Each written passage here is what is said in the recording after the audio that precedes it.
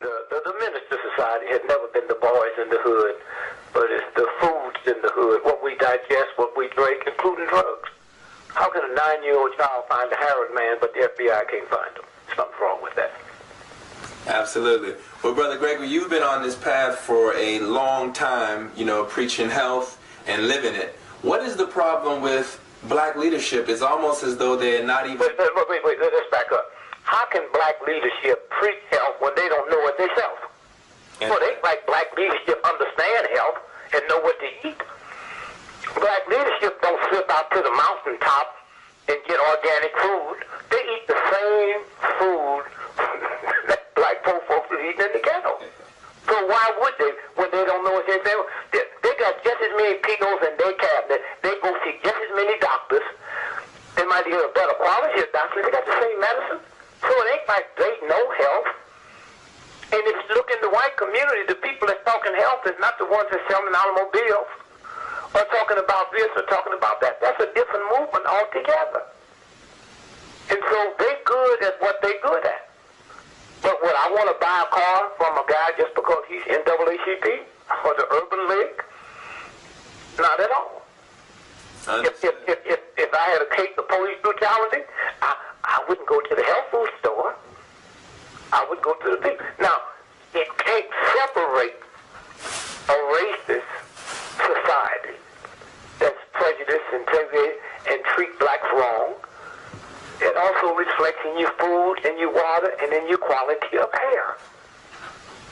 The question that we've never asked is, if white companies are the only ones that make malt liquor, but malt liquor is only sold in black neighborhoods, it looks like somebody would have enough sense to say, oh, wait a minute.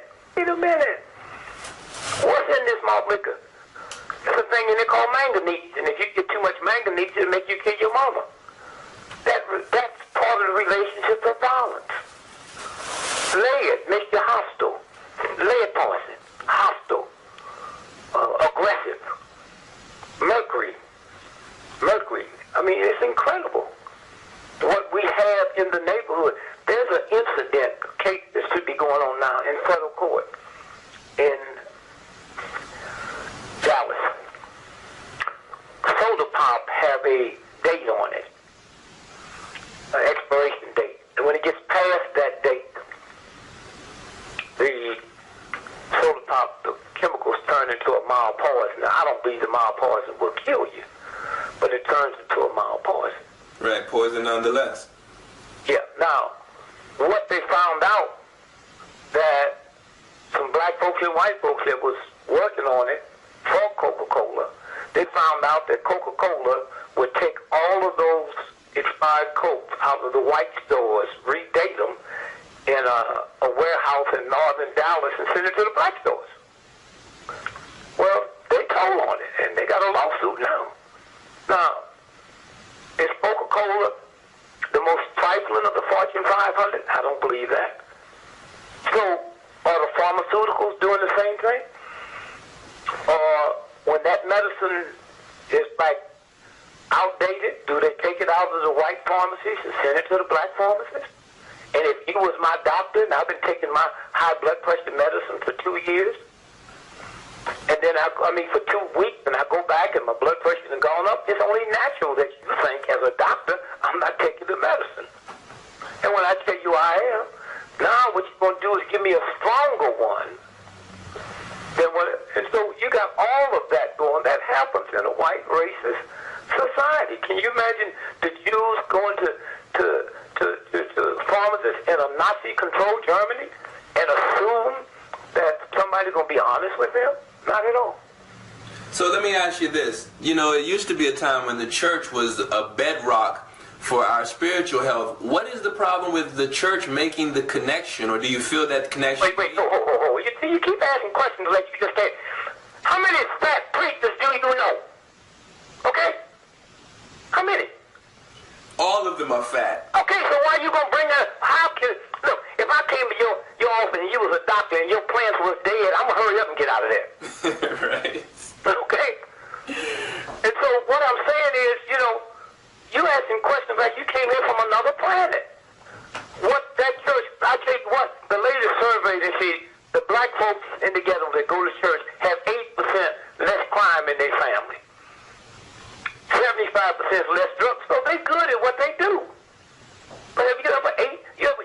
to a funeral where a sister or brother died from high blood pressure, sugar, diabetes, and cancer, and after the burial, go back to the church to eat? Give me a break. Mm. And so, you can't go to people who's not aware. Look, I came through thinking good nutrition was whatever you liked, it was enough of it. And bad nutrition is when it ran out before you got enough. Man, I'm born in 1932 when black folks would die. They had no money. And they would just say, Grandpa, we tried to get his barbecue formula, but he carried that to the grave. The barbecue formula, the way he cooked pig feet, the way he cooked cornbread. And so, and then also you must remember, when you go to the store, you get what you pay for. I said this to somebody the other day. I was traveling somewhere to do a speech. I was going in to get some bottled water. And the only thing was open said, food for less. You ever see those stores? Mm-hmm. Well, I said, people, it's so crazy. We would never go and buy cheap gas for our car, okay? We would never go where it says cars for less. We would suspect that something might be wrong with it, right? Right. And so, but as long as it's about food, and then when you have poor black folks, we look for instant gratification. That's all poor people.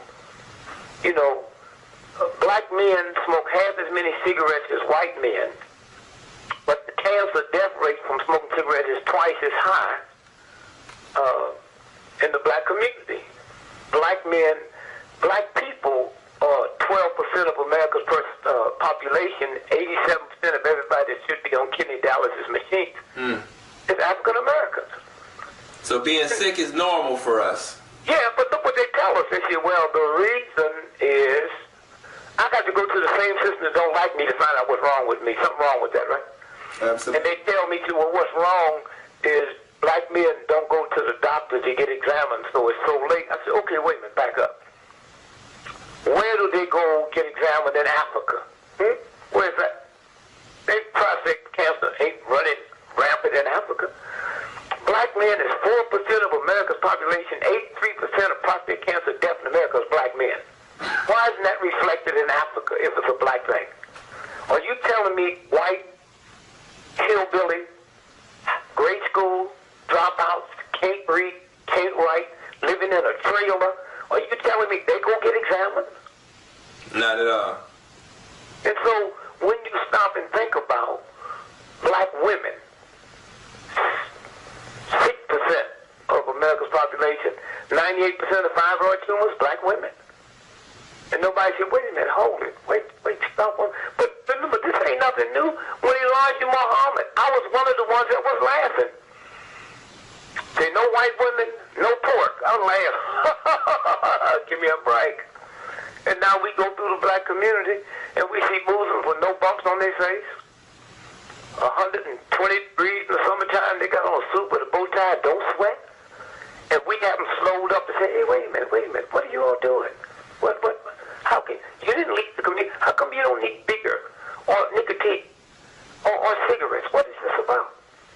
And so when you stop and think, when you rally behind food because it was the only thing you had, that nobody could tell you how to cook it. And it's hard to break that chain when people rally behind it. You never heard nobody when I was going to say, can't nobody read like Mildred. Can't nobody cook barbecue or fried chicken like Nellie. And then you start breaking that chain. I see it's been broken now because every time I go into Whole Foods, you see more and more African Americans. That's there. You see more and more African Americans is buying bottled water. And so, but it takes a long time to turn that train around. But it's working. I mean, if you go into health food stores in the black community in Atlanta, they're not going out of business. They got people coming in around the clock. And if you stayed open, they be coming in at night. So there's little by little, people are beginning to find out that it might be, and I might have to pay a little bit more. Well, that's hard to do. When you got a choice between heating your house and heating a cooler and you're going to pay 40 to 60% above markup to get food that's organically grown. But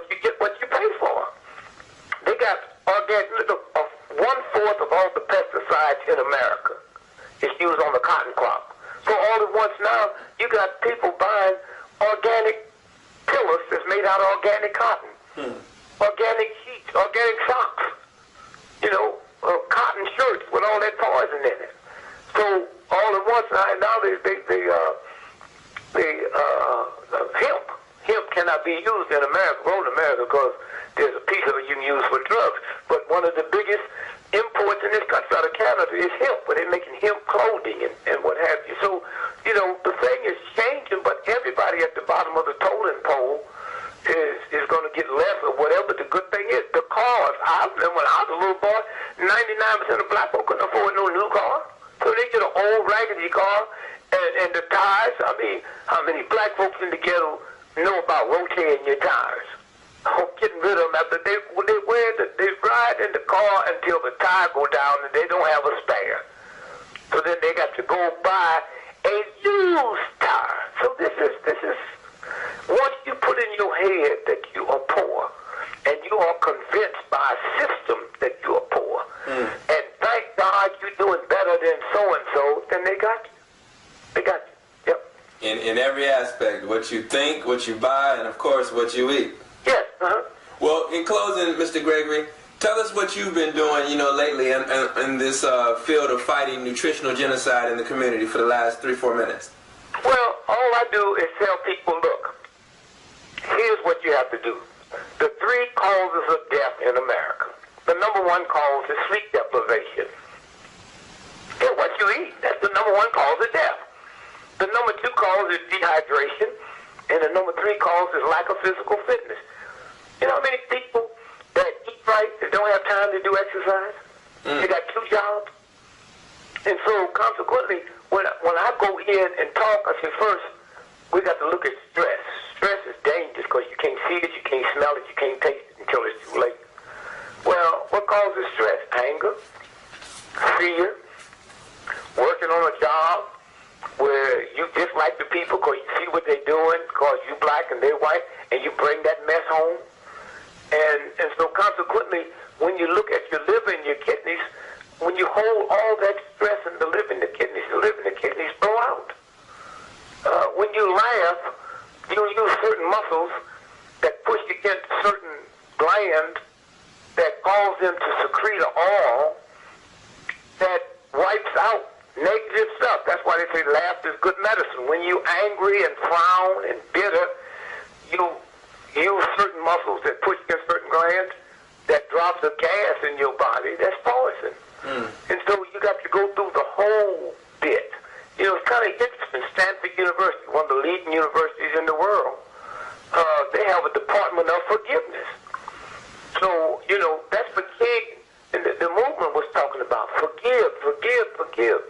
And when you don't forgive, you whole thing. Remember, the same God that invented the Germans invented the Jews. The same God that invented the Klan invented the blacks. The same God invented the slave master invented the slave. So how you going to like one and dislike another without violating God? And so if we can throw this out and get up and walk and get the proper rest and drink the proper amount of water. The body is 90-some% water. Not Kool-Aid, lemonade, but I get instant gratification from drinking something sweet or eating something sweet or eating something spicy. And then, so all you got to do is put it out there. I smoke 4 packs of cigarettes a day, a fifth of scotch every day. My top weight was 365 pounds. And then all at once, when they told me cigarettes cause cancer, I stopped. Now, there's a whole lot of people stop if they can get the facts from people they believe. There's a whole lot of people that can't. Well, just thank God I came through, I guess, through my mother and through my wife. I never needed a drug. So I'm born in 1932. I went as high as you can go in show business, $25,000 a week back then. Never smoked a reefer in my life. Well, as much alcohol I was drinking, wasn't no room for nothing else. And so now when you stop and think about who would ever believe that this thing would get so wild, a white teenager living in rural America is 83 times more likely to use crack than a black living in a large urban city. Right. Do you think the New York Times is going to tell you that? Not at all. You think the Atlanta Constitution is going to tell you that? So it looked like I'm doing all the bad stuff and they're doing all the good stuff. And so consequently, once we start even what we're doing negative, it starts throwing the impurities off, and there's so much information out here now.